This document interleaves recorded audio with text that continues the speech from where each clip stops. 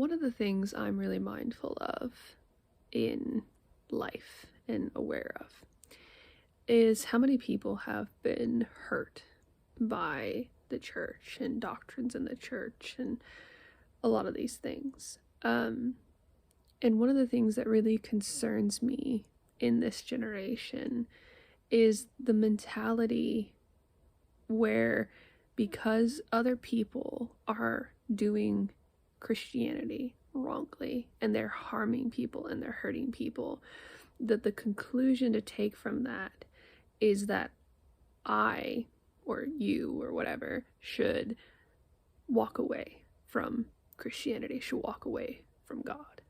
This message is constantly communicated through media, movies, people telling us that this is the best choice to make. And while I fully believe the need to get away from those harmful religious things, I think that the devil is working a lot in our lives to try and make us equate what people do wrongly in the name of God with God himself, and to cause us to reject God himself because of the sins of people, and to not realize that for all of us, we are all individually, completely individually accountable to how we respond to God himself. And that other people, though they have done horrible things and they will answer completely for those things, are separate from how we will answer to God and how we respond to God and how we treat God. And I think that a lot of the mentality in our day is that because we are victimized, that becomes kind of like a write-off from our own responsibility to God into doing religion rightly.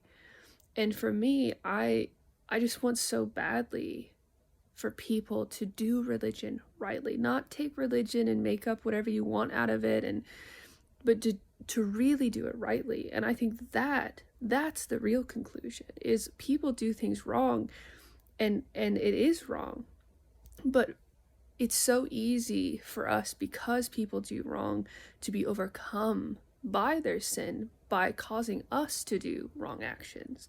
God talks about, not being overcome by evil, but overcoming evil with good.